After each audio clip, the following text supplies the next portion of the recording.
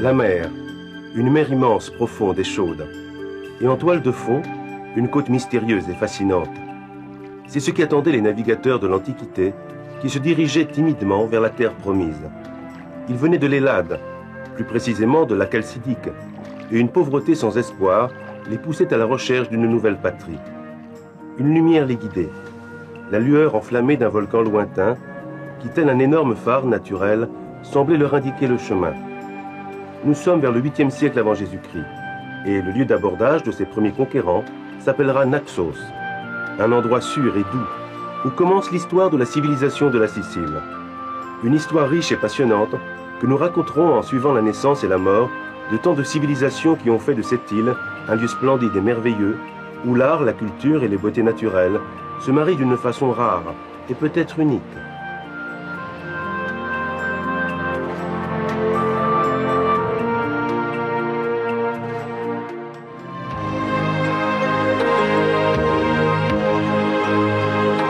Mais revenons à nos colons. Les précieux témoignages qui nous sont parvenus de l'antique Naxos nous enseignent beaucoup de choses sur leur vie.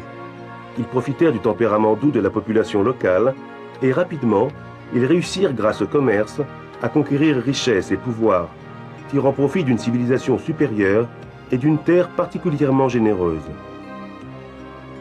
La ville fut détruite en 403 avant Jésus-Christ par l'un des nombreux monarques que nous rencontrerons au cours de notre voyage, Dion de Syracuse, tyran d'une autre colonie grecque destinée à marquer l'histoire, Syracuse.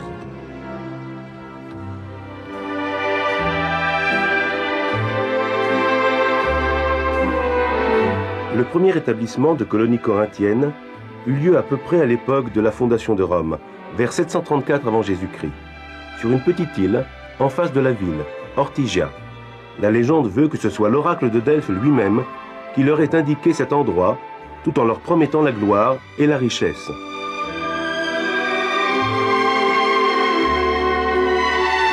Et c'est justement en l'honneur d'Apollon que fut érigé l'un des premiers temples, qui était certainement riche et resplendissant, si nous le comparons à la reconstitution conservée au musée de la ville. En réalité, la raison de ce choix fut d'ordre beaucoup plus pratique. En effet, l'endroit était agréable, facilement défendable, et de plus, il était mis en valeur par une source abondante, l'actuelle source Aréthuse.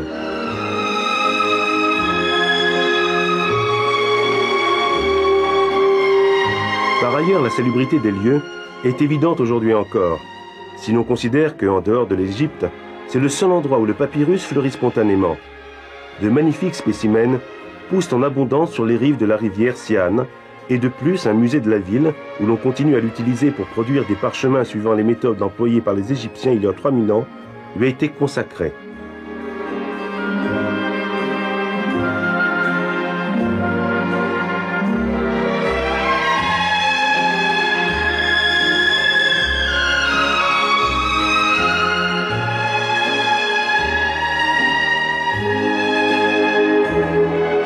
Dans cette reconstitution, toujours conservée au musée archéologique de la ville, nous pouvons admirer le lieu sacré le plus important de l'île, le temple d'Athéna, que Gélon fit construire vers le 5e siècle. Plus tard, le temple fut transformé en église paléochrétienne et aujourd'hui encore, ses restes sont visibles, littéralement englobés dans la structure de la cathédrale.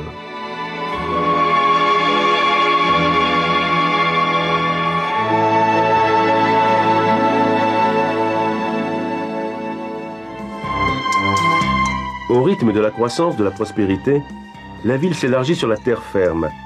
Et il s'agit d'une expansion remarquable, si déjà au 5e siècle, elle possédait l'un des théâtres les plus grands et les plus spectaculaires qui nous soient parvenus. Le théâtre grec de Syracuse, qui aujourd'hui encore est le siège d'importants spectacles, pouvait recevoir plus de 15 000 spectateurs, et il était au cœur de la vie culturelle de la cité.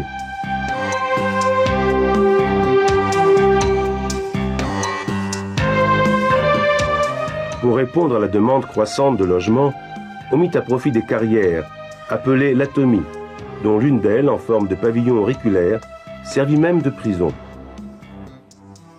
Au XVIIe siècle, le célèbre peintre Caravage fit courir le bruit que le tyran Dion de Syracuse profitait de son exceptionnelle capacité de résonance acoustique pour écouter les conversations des prisonniers. Mais il s'agit seulement d'une légende, puisque cette propriété a toujours été utilisée pour amplifier de façon admirable l'acoustique déjà exceptionnelle du théâtre situé au-dessus. Néanmoins, le pouvoir conquis par la cité ne fut pas suffisant pour pouvoir s'opposer à la puissance militaire romaine. Même les remparts du puissant château Eurial, pourtant considéré inexpugnable, et les célèbres miroirs ardents du grand Archimède ne purent arrêter les légions romaines.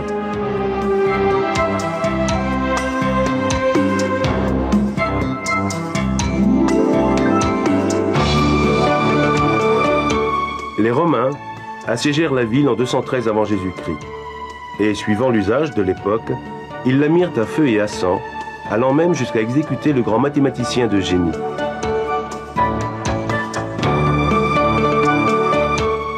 Le grand amphithéâtre est un témoignage de cette période, plus destiné, selon la coutume romaine, aux jeux violents des gladiateurs, au spectacle cultivé des Grecs.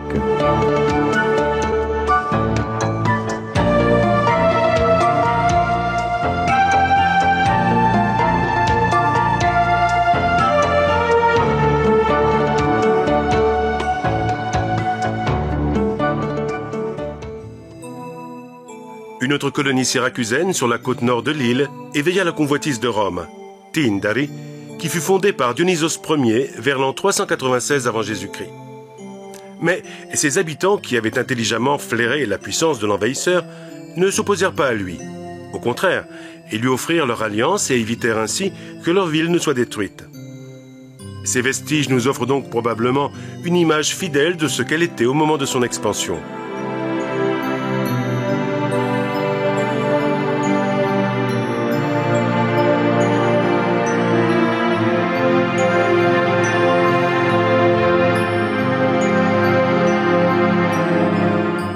Et voici des maisons, notamment les thermes décorés de mosaïques splendides, parmi lesquelles se distingue l'image de la Trinacria, l'ancien nom de l'île, qui en devint ensuite le symbole.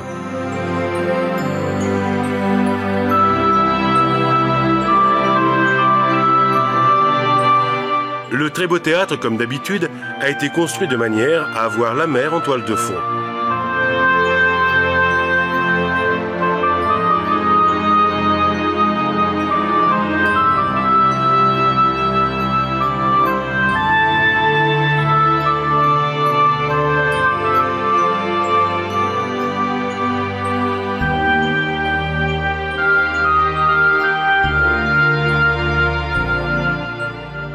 Et enfin, l'imposante basilique, lieu de réunion publique, remontant à la fin de l'ère impériale.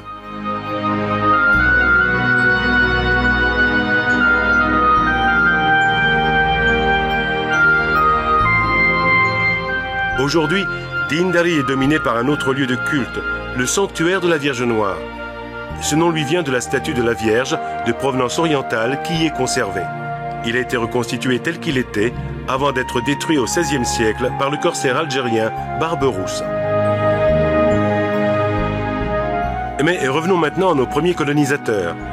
Près de Syracuse, on peut encore admirer les ruines de la très ancienne Megara Iblea, ville fondée, comme nous l'avons dit, en même temps que Naxos, au 7e siècle.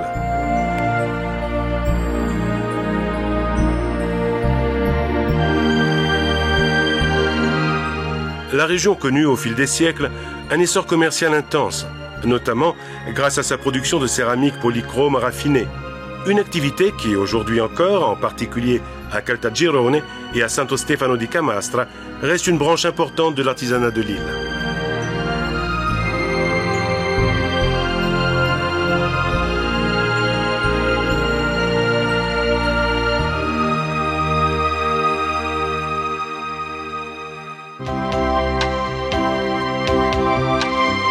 Grâce à une activité commerciale florissante, Mégare accrut considérablement sa puissance, au point d'entraîner l'expansion de la cité par la création de nouvelles colonies. L'une d'elles était destinée à devenir un lieu d'une importance exceptionnelle, Sélinonte. C'était la colonie grecque établie le plus à l'ouest, puisqu'elle confinait avec les territoires barbares des Élimis, dont nous parlerons plus tard, et ceci rendit ces 3 siècles de vie extrêmement tumultueux. En effet, afin de pouvoir jouir d'une paix relative, la cité dut s'allier avec des Carthaginois, ennemis naturels qui dominaient la partie occidentale de la Sicile. Puis, au cours du temps, elle s'enrichit d'un grand nombre de temples, au point d'être considérée l'une des villes les plus resplendissantes de l'époque. Et encore de nos jours, les archéologues ont dû utiliser les lettres de l'alphabet pour pouvoir les classer, et ils sont arrivés à la lettre O. Ségeste était l'ennemi naturel de la cité, particulièrement jalouse et inquiète du commerce florissant de sa rivale. Et ce fut justement la lutte contre Ségeste qui décréta la chute de Sélinonte. En effet, la rivale appela à son propre secours les Carthaginois, qui, selon l'une des nombreuses trahisons de l'histoire, oublièrent leur ancien allié, l'assiégèrent et, suivant la coutume, la rasèrent littéralement, accomplissant un massacre horrible.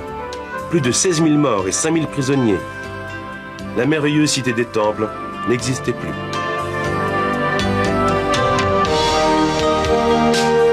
Mais la vengeance des Grecs ne tardera pas à arriver et une période sombre arrivera également pour Ségeste, la traître. La ville s'étendait sur les flancs du mont Barbaro, dans un emplacement idéal, comme en témoigne son théâtre situé face à une cavea de plus de 60 mètres, donnant sur un immense panorama. Ségeste était l'un des centres les plus importants des Élimis, une population formée, semble-t-il, d'exilés troyens, arrivés en Sicile à la fin du 2e millénaire avant Jésus-Christ. Nous disions donc que son alliance avec les Carthaginois ne lui fut point pardonnée par les Grecs, et en particulier par les Syracusains, qui, à la suite de sièges répétés, parvinrent à la détruire sous la conduite d'Agathocle en 306 avant Jésus-Christ. Outre le théâtre, nous pouvons également admirer aujourd'hui un autre grand monument de l'Antiquité parfaitement conservé, un magnifique temple dorique édifié vers le 5e siècle. En vérité, il n'est pas considéré comme un temple à proprement parler, mais comme une grande enceinte sacrée, construite à ciel ouvert, c'est-à-dire sans toit, et destinée au culte particulier de la population originelle qui la construisit. Un siècle et demi auparavant, dans un endroit situé plus au nord, Himère, les Grecs avaient déjà consommé une autre vengeance aux dépens des Carthaginois qu'ils haïssaient. Et c'est là qu'une coalition de Syracusains et d'Agrigentins mit en déroute l'armée aguerrie des Carthaginois, guidée par Hamilcar, et qui comptait plus de 300 000 hommes. L'île avait été sauvée de l'invasion ennemie pour quelques dizaines d'années. Les restes que nous voyons appartiennent justement au Temple de la Victoire, construit suivant le style dorique 10 ans après la bataille, et où se déroulèrent certainement des réjouissances que nous pouvons imaginer particulièrement fastueuses.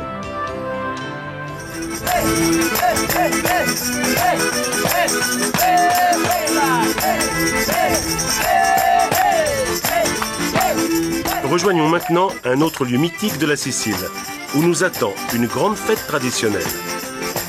Nous voici à Agrigente, où nous assistons à l'un des nombreux spectacles organisés à l'occasion de la Sagra del Mandorlo in Fiore, fête des amandiers en fleurs, au cours de laquelle, dans une explosion de joie, les habitants témoignent de leur amour pour leur propre terre et pour le climat extraordinaire dont elle bénéficie.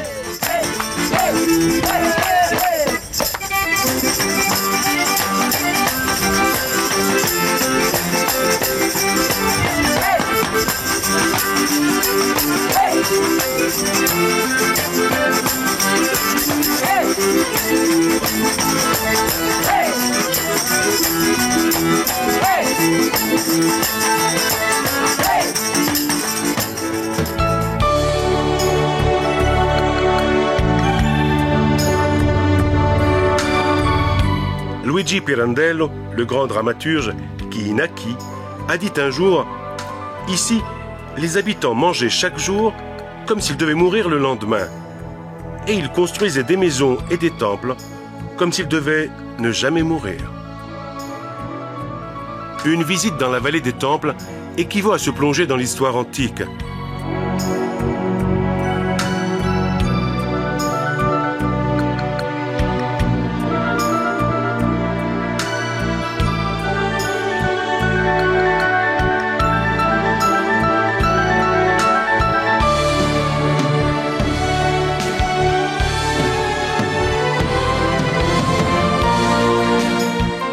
Le temple de la Concorde, à lui seul, suffirait à en faire un lieu d'une grande valeur historique.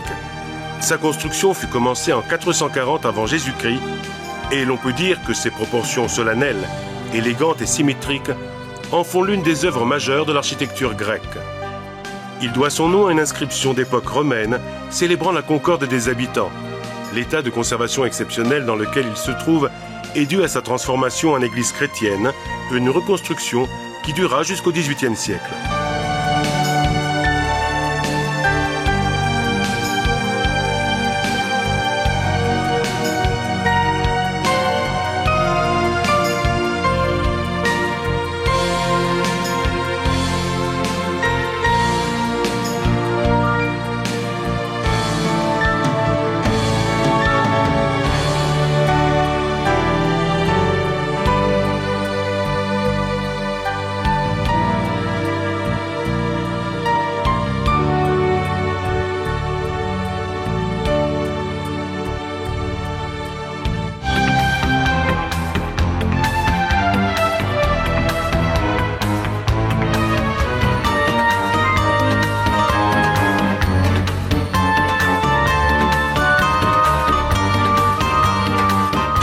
Le temple d'Hercule, en parfait style dorique, était le plus ancien de la ville. Il remonte à la fin du VIe siècle. Il était certainement consacré au dieu de la guerre, car son nom est évoqué dans une célèbre oraison de Cicéron contre le propriétaire Vert, qui fut déclaré coupable du vol de la statue du dieu, réalisée par le sculpteur grec Miron.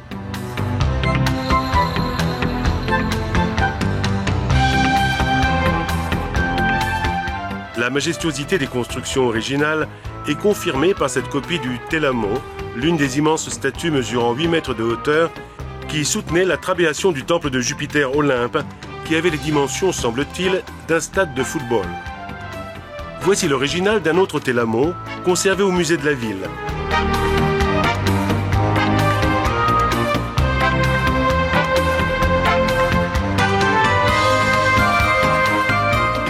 Et maintenant, les ruines du temple le plus célèbre, celui des Dioscures, qui n'a plus que 4 colonnes, reconstituées par ailleurs dans la première partie du siècle dernier seulement. Malgré cela, c'est depuis longtemps l'un des symboles d'Agrigente et de la Sicile.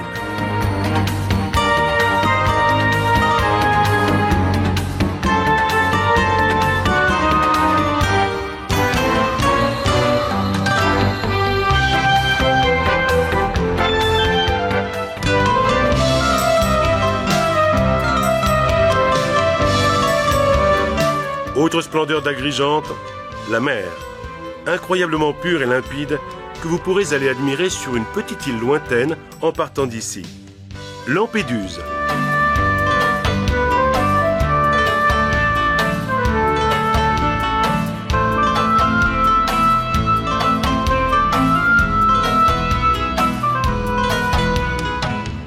L'île appartient à la plaque continentale de l'Afrique et en conséquence, elle ne présente pas de roches volcaniques. Certains préfèrent même la considérer l'appendice plus au nord de l'Afrique plutôt que la partie la plus au sud de l'Italie.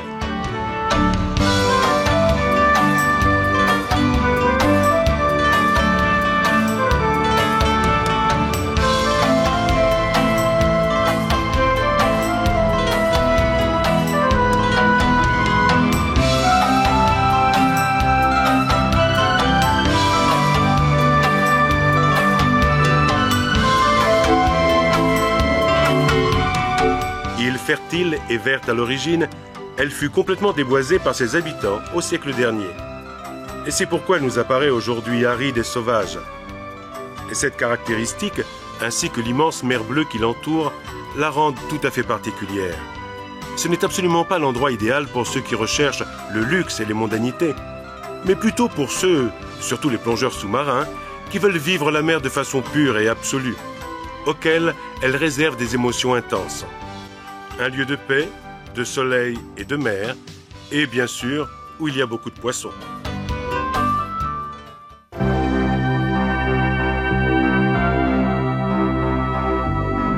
Et si l'on n'est pas encore assasié d'histoire et de culture, voici de nouvelles découvertes sensationnelles. Ici, nous sommes à Morgantina, énième colonie grecque fondée au VIe siècle avant Jésus-Christ. L'endroit fut découvert en 1955 par une mission américaine de l'université de Princeton et après des années de fouilles, on peut y voir des vestiges magnifiques d'origine grecque pour la plupart. Si l'on en juge d'après le nombre de monuments qui nous sont parvenus, Morgantina devait être splendide. Elle était grande et sereine.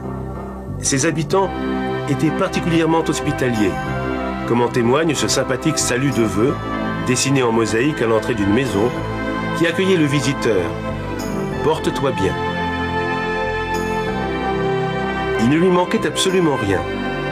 Elle possédait une immense agora, divisée sur 2 étages reliés par un grand escalier, des maisons confortables, un gymnase de 90 mètres de long consacré au spectacle sportif, un théâtre pouvant contenir 5000 spectateurs, et certainement fréquenté par le célèbre Échille, qui vivait justement dans les environs, l'actuel Gela. Et puis les nombreux sols recouverts de mosaïques polychromes qui embellissent de nombreuses maisons, comme cette représentation de Ganymède, traduisent une certaine richesse et une certaine culture.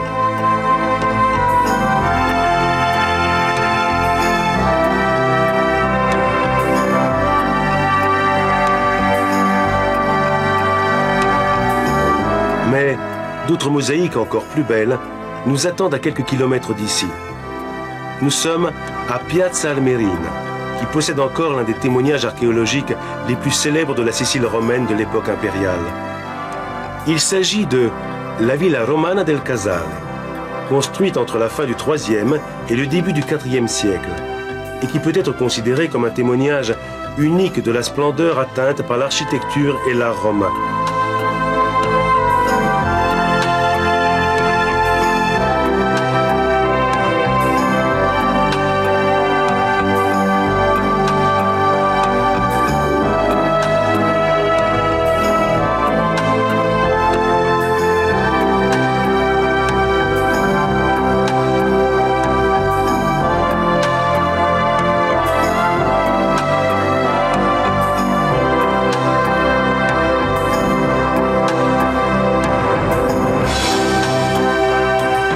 Demeure luxueuse, la villa s'articule en 3 grands groupes de salles, selon une unité de projet et une habileté de construction qui nous laisse vraiment en admiration.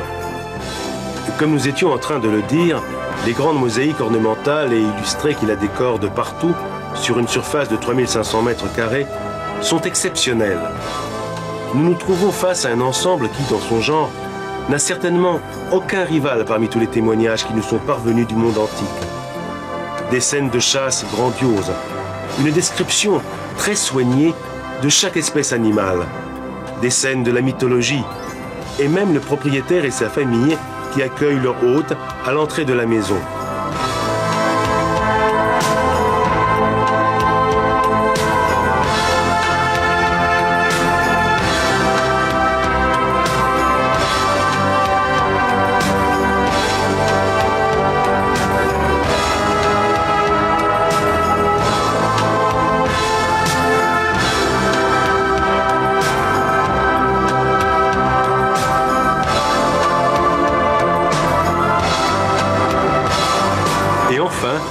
La scène la plus précieuse et la plus célèbre. 10 jeunes filles qui jouent joyeusement, vêtues de maillots minuscules, précurseurs millénaires de nos bikinis.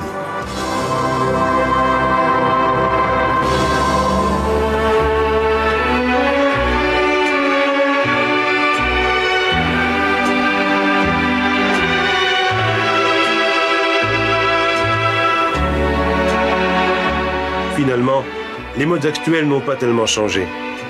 Beaucoup d'autres jeunes filles en maillot à vous couper le souffle envahissent durant les mois d'été les plages des nombreuses îles qui font de la Sicile un paradis des vacances. Ici, nous sommes sur les plus célèbres de toutes, les îles éoliennes, 7 sœurs de roches volcaniques qui émergent d'un profond abysse bleu.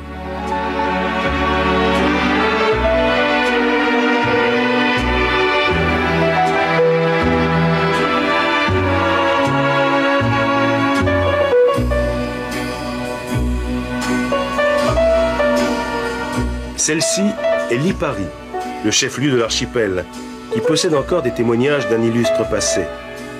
En effet, déjà en 4000 avant Jésus-Christ, l'île était l'un des centres les plus florissants de la Méditerranée, puisqu'on y exploitait l'obsidienne, un minéral volcanique très apprécié pour ses propriétés tranchantes, pour la construction de flèches et de lances. Au cours des siècles, l'île se dota d'une acropole et d'une puissante flotte, avec laquelle ses habitants parvinrent même à mettre en déroute les redoutables pirates qui infestaient la mer Tyrrhénienne. La visite de l'intéressant musée archéologique éolien, qui renferme de précieuses pièces en provenance de tout l'archipel, est obligatoire.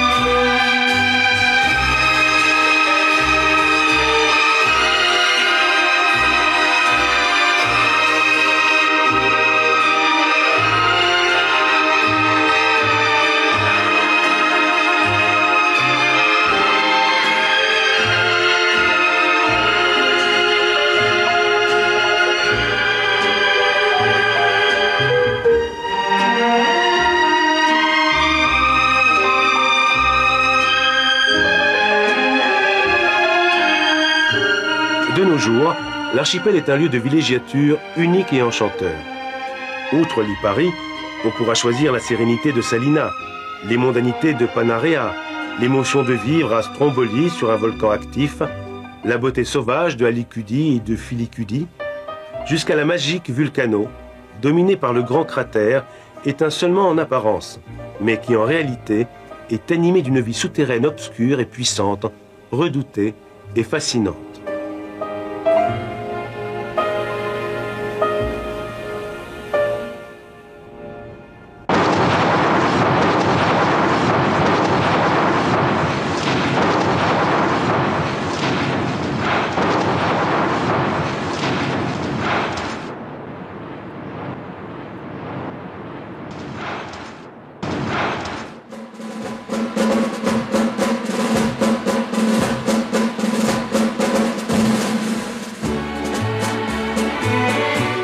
Mais un autre volcan, encore plus majestueux, se dresse magnifique et puissant, de l'autre côté de la mer. Aujourd'hui encore, comme ce fut le cas il y a des milliers d'années, pour les navigateurs qui débarquèrent ici, l'Etna est le point de repère absolu pour tout ce qui touche à la vie de l'île. Comme chacun sait, ce volcan est le plus grand d'Europe, et une visite sur ses flancs vous permettra de découvrir un monde imposant et fascinant. En tout cas, la promenade est splendide et salutaire. Le paysage à l'apparence lunaire et désertique explose à l'improviste sous différentes formes de vie colorées, qui semblent émerger miraculeusement de la lave noire. Ce n'est pas pour rien que le territoire alentour fait partie de l'immense parc de l'Etna, l'un des plus étendus en Europe. En hiver, on peut même y faire du ski sur des pistes très bien équipées, avec comme toile de fond la mer d'un côté et de l'autre la laine chaude du volcan, perçue malgré tout comme un ami en qui on peut avoir confiance.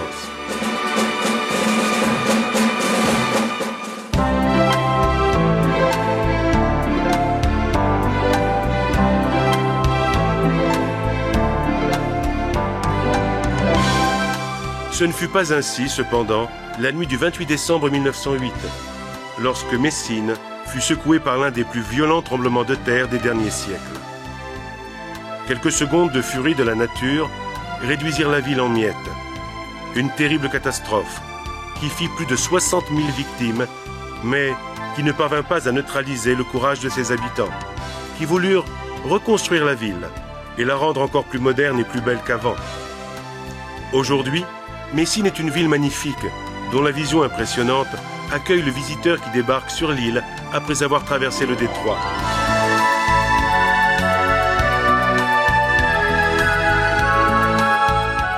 Voici le splendide dôme d'architecture normande, près duquel un campanile est lancé, abrite l'une des plus grandes et des plus complexes horloges du monde qui fut fabriquée à Strasbourg vers les années 30 d'après un projet de l'architecte Francesco Valenti et qui contient un rouage d'horlogerie stupéfiant.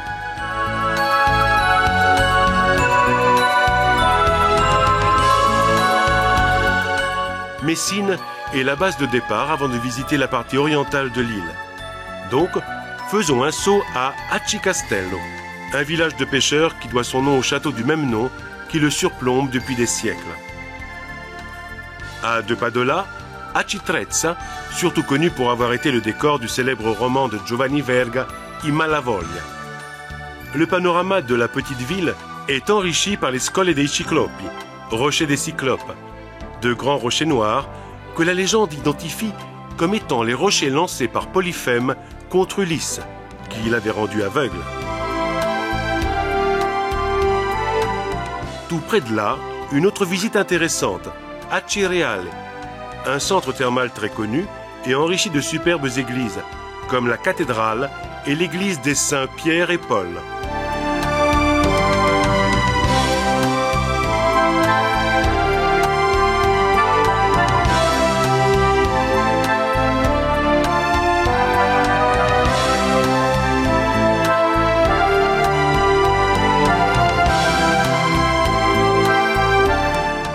Ne manquez surtout pas de faire une promenade dans le splendide parc public de la Villa Belvedere, d'où l'on jouit d'une vue magnifique sur la côte et sur l'Etna.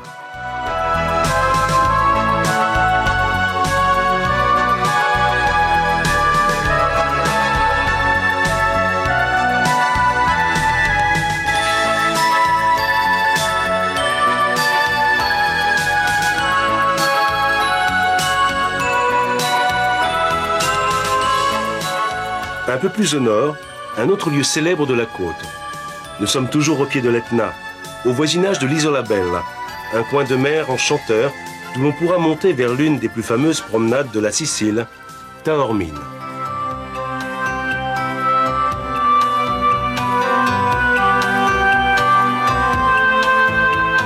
Située dans une position merveilleuse au pied du mont Taurus, forte de ses ruelles caractéristiques, riche de commerces et d'établissements de toutes sortes, la petite ville renferme une infinité d'endroits du plus grand intérêt.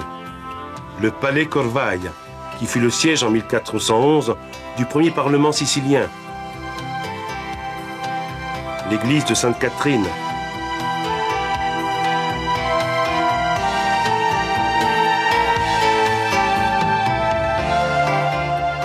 La cathédrale, dédiée à Saint-Nicolas et datant du XIIIe siècle.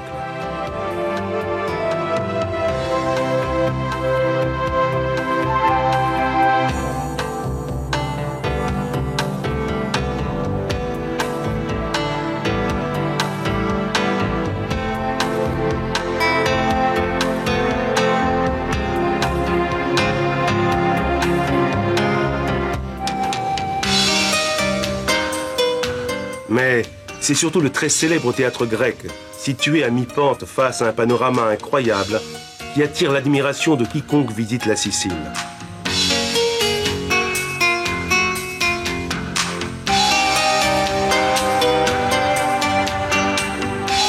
Construit durant l'époque grecque et à la 2e place par ordre de grandeur après seulement celui de Syracuse, ce merveilleux monument symbolise peut-être plus que tout autre l'histoire, l'art et la beauté naturelle et culturelle de cette île.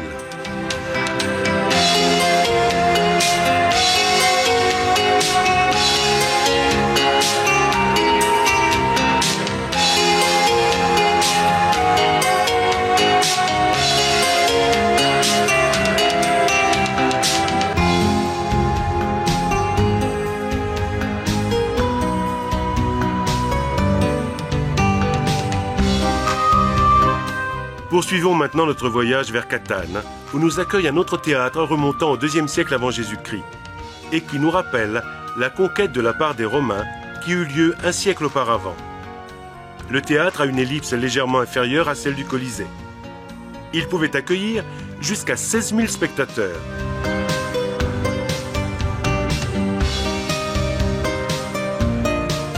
Le cœur authentique de la ville est la Piazza del Duomo, place de la cathédrale, qui est caractérisée par la fontaine de l'éléphant datant du XVIIIe siècle, un obélisque égyptien dressé sur un éléphant qui est depuis longtemps l'emblème de la ville.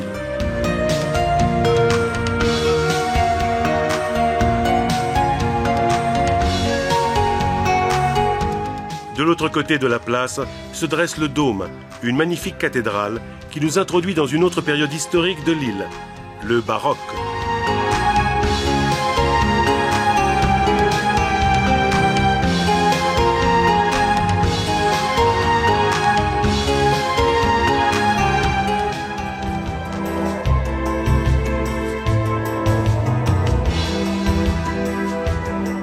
C'est en 1693 qu'un terrible tremblement de terre rasa une petite ville anonyme et honnête, Noto.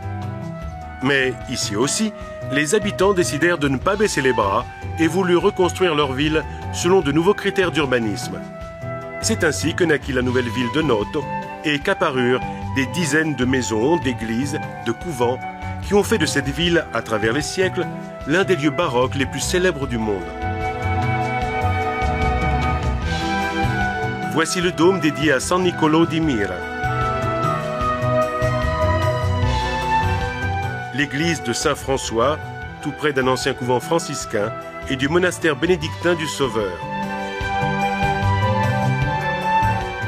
Et puis, des demeures, des rues, des stucs et des décorations qui semblent se défier pour stupéfier et provoquer la jalousie.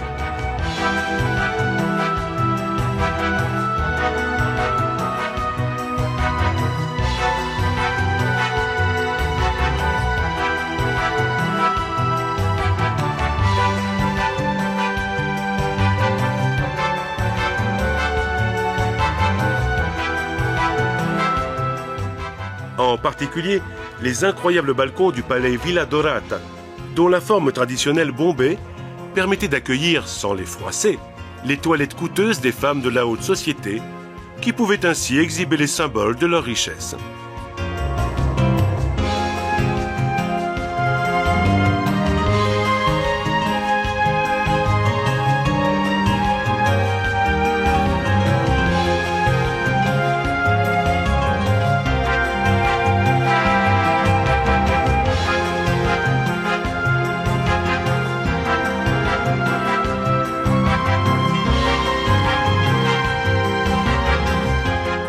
Enfin, Raguse, où nous pouvons admirer une autre cathédrale baroque, elle aussi dédiée à San Giorgio.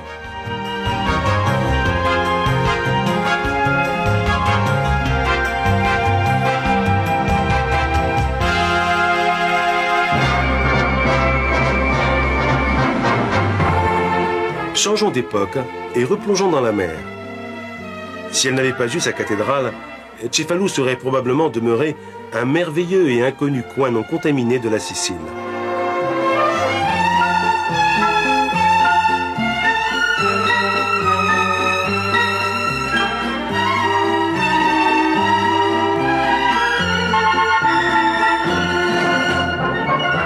La réputation que lui a donnée sa très célèbre cathédrale normande l'a fait au contraire devenir l'un des lieux les plus visités et les plus mondains de l'île.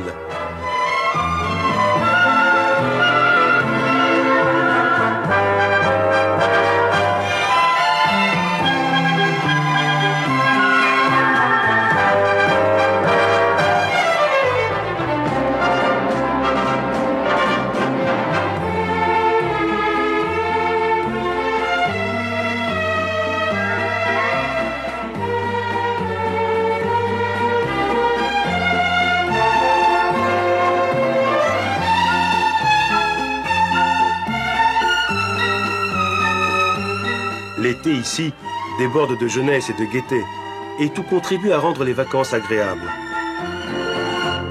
Pendant ce temps, du haut de sa grandeur, la vieille cathédrale continue patiemment d'assister à l'histoire qui défile au-dessous d'elle depuis des siècles. C'était le comte Roger II qui avait voulu la construire en 1100, après s'être sauvé miraculeusement d'une tempête. Et, entre une glace, un plongeon et un apéritif, les touristes vont évidemment la visiter, restant tout surpris de la majesté de l'intérieur, des grandes mosaïques et du regard sévère du Christ Tout-Puissant, qui du haut du presbytère semble les inviter à la modération. Puis, la nuit tombe, et l'air vif invite à des plaisirs plus terrestres. Les touristes, locaux et étrangers, qui réussissent difficilement à résister à la tentation de s'abandonner aux délices de l'une des cuisines les plus savoureuses du monde, en oubliant les Normands et la modération.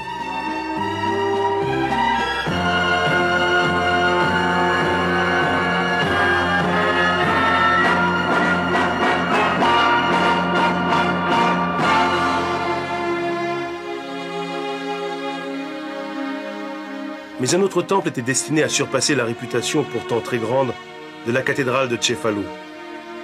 Déplaçons-nous alors à Montréal, une agréable petite ville à 2 pas de Palerme, littéralement dominée par la masse gigantesque de la cathédrale, l'une des plus belles églises de la chrétienté, fondée par Guillaume II en 1174. La vue de ce merveilleux exemple d'art médiéval, dans lequel se mélangent de façon admirable des éléments byzantins, arabes et normands, est tout à fait éblouissante.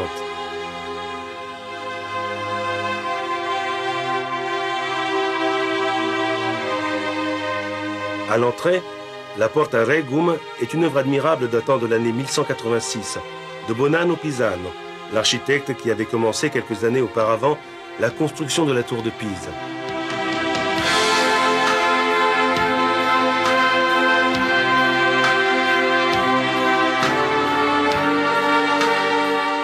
C'est à l'intérieur que la cathédrale éclate de beauté, décorée avec le cycle de mosaïques byzantines le plus complet de tous ceux qui nous sont parvenus. Elle recouvre chaque coin des murs et elle raconte les histoires de l'Ancien et du Nouveau Testament dans une vision de beauté éblouissante et raffinée.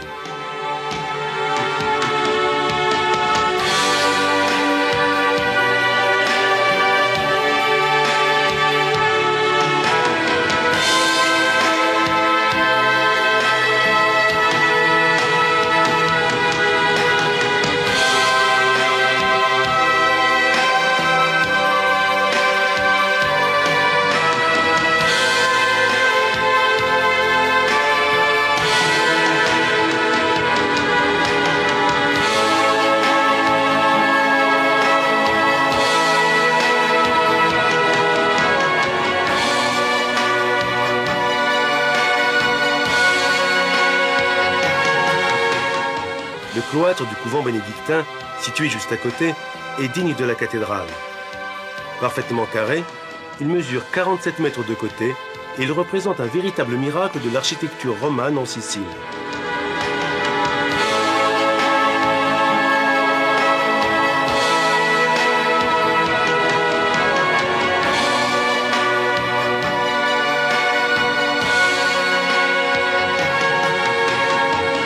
En fait, il est constitué de 228 petites colonnes à couplets, toutes différentes l'une de l'autre, incrustées d'or et décorées de mosaïques et de pierres précieuses, finement travaillées en bas-relief.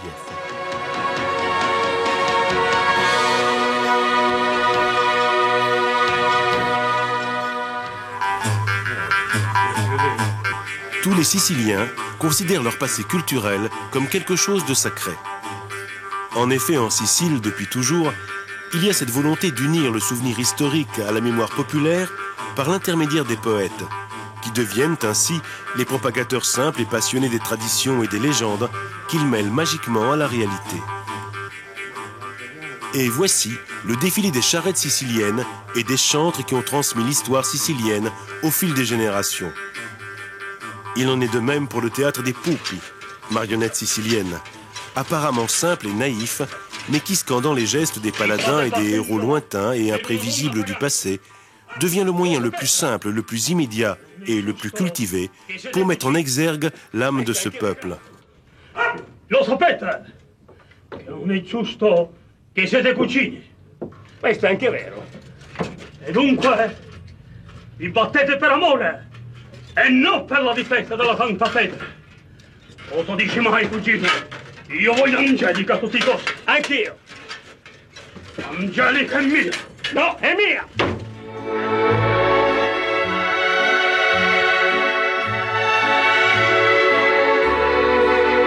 Nous voulons conclure notre voyage à la découverte de la Sicile dans sa ville la plus importante, Palerme, où se résument toutes les histoires et les époques qui nous ont accompagnés au cours de notre récit.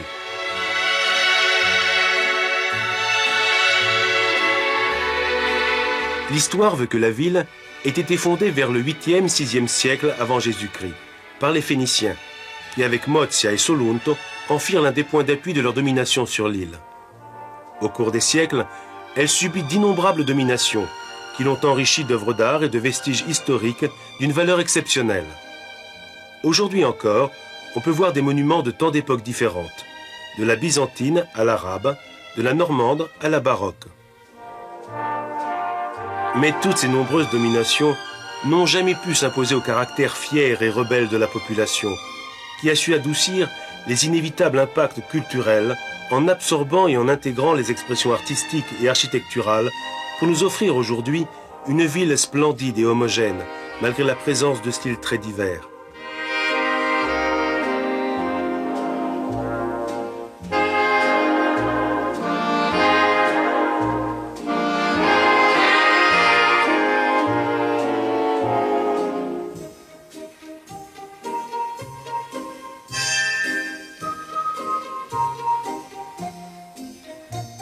Des nombreux rois légendaires qui y régnèrent, beaucoup sont aujourd'hui enterrés dans la majestueuse cathédrale, érigée en 1185 par l'archevêque Gualtiero o Famiglio, sur l'emplacement d'une ancienne basilique, transformée en mosquée par les musulmans.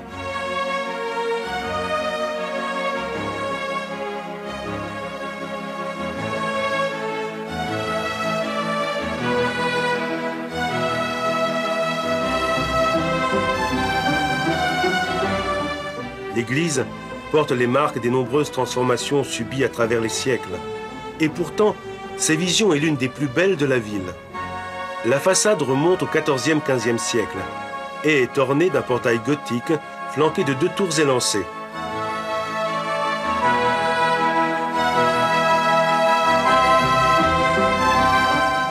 Du puissant côté droit se détache un large porche qui permet d'entrer dans la cathédrale à travers un magnifique portail. Le palais des Normands est un autre symbole de la ville, construit en pleine époque arabe vers le 9e siècle. Ce fut la demeure des souverains normands et suèves qui l'enrichirent au point d'en faire le centre le plus important de la civilisation et de la culture d'Europe. Actuellement, il est le siège de l'Assemblée régionale de la Sicile. L'intérieur, richement décoré de fresques par de grands artistes, est très beau. Voici la salle jaune.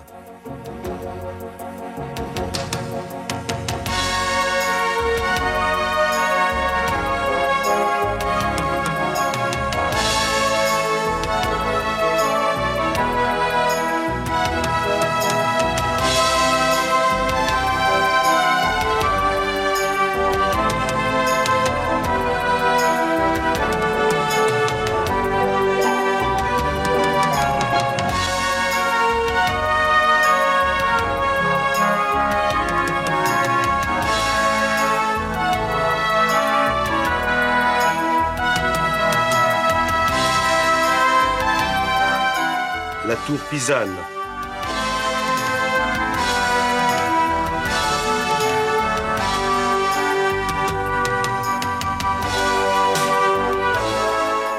La salle des vice-rois. Les chambres du roi Roger au plafond merveilleusement décoré suivant le style arabe.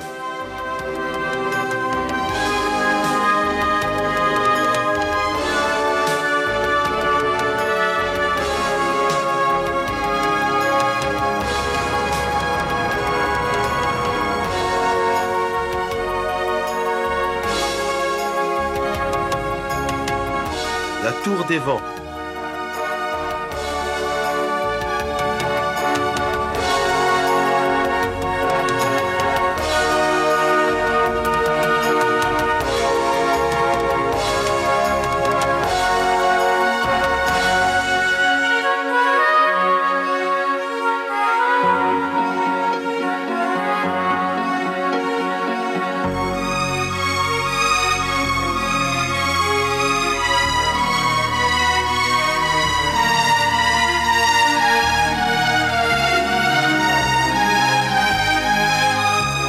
Mais c'est la chapelle palatine qui comptera le plus parmi les expressions de l'art normand les plus significatives. Voulue par Roger II en 1132, la chapelle est importante à cause des mosaïques de tradition byzantine qui recouvrent ces murs. Une véritable explosion de couleurs et d'images qui nous laisse vraiment abasourdis et qui illustre les histoires de la vie du Christ, celles de l'Ancien Testament et des saints Pierre et Paul,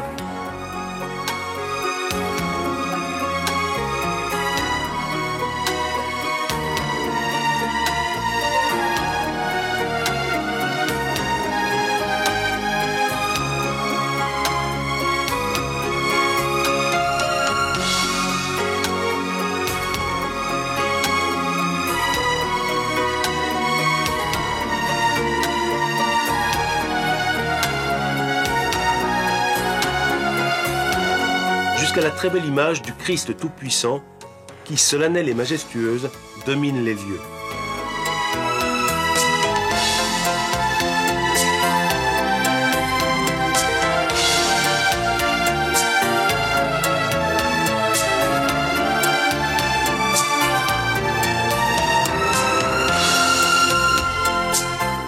Au voisinage du palais, nous découvrons ensuite l'un des monuments les plus suggestifs du centre-ville, l'église normande de Saint-Jean-des-Ermites.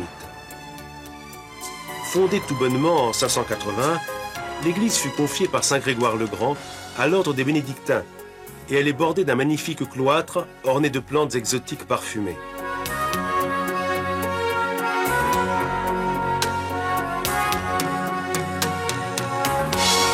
Le palais des sénateurs et l'église baroque de Sainte-Catherine donnent sur la splendide Piazza Pretoria.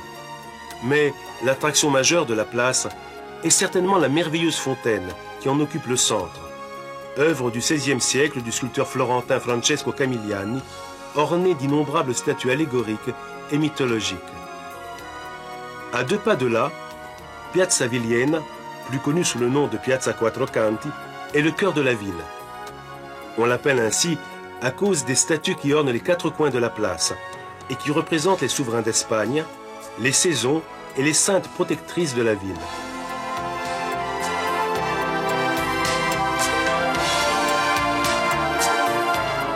Dans les parages, nous visitons une autre église d'époque normande, Sainte-Marie de l'Amiral, plus connue comme la Martorana.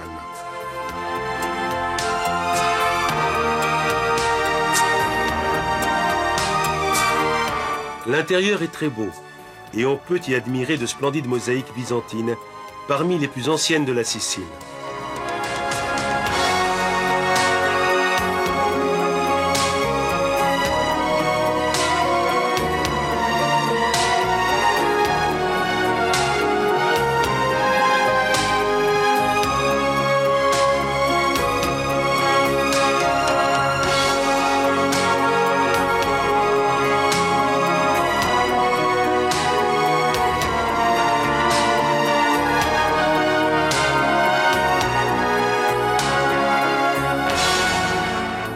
Les restes parfaitement conservés du pont de l'Amiral, avec 7 arches puissantes, témoignent également du haut niveau scientifique et culturel atteint par la Sicile normande.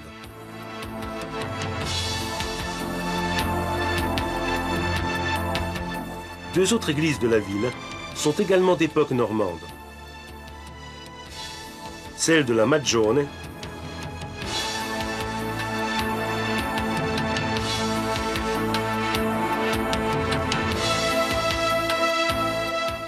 et celle de Saint-Jean-des-Lépreux, peut-être l'église normande la plus ancienne de Palerme.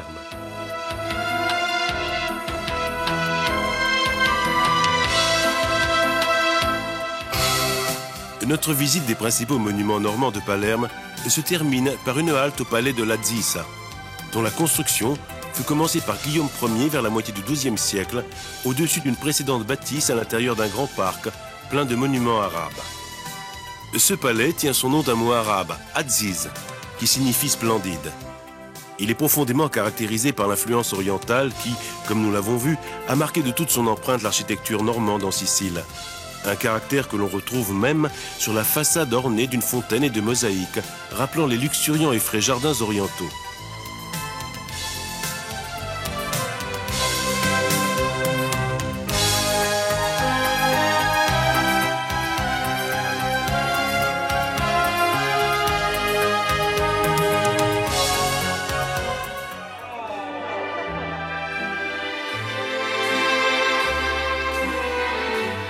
Notre voyage dans l'histoire, dans l'art et dans les splendeurs de la Sicile s'arrête ici, dans cette mer qui a été le berceau, la vie et l'âme de cette terre au cours de ces nombreux siècles d'histoire.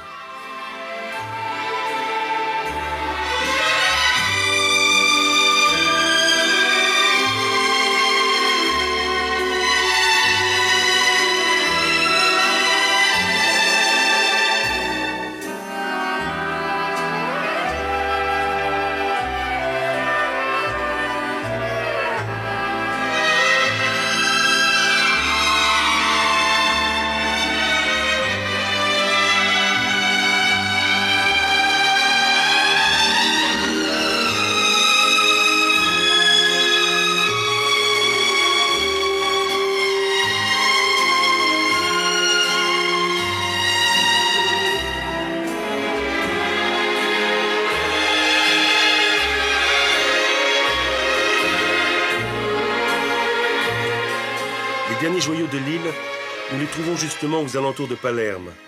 Mondello, Scopello, Castellammare del Golfo, San Vito lo Capo, Isola delle Femmine. Rien que des endroits célèbres qui rappellent la grande tradition touristique de cette île unique. Une terre qui, du haut de son histoire 3 fois millénaire, continue à se présenter avec orgueil et effronterie, s'offrant impudiquement à qui sait la conquérir avec amour et non avec la force. Une terre qui permettra de revivre l'art et la culture des nombreuses civilisations qui l'ont traversée et où l'on pourra se reposer le cœur et l'esprit dans un climat doux et enivrant. Un lieu où le souvenir des émotions vécues sera toujours aigu et où le rêve de les vivre à nouveau sera toujours palpitant.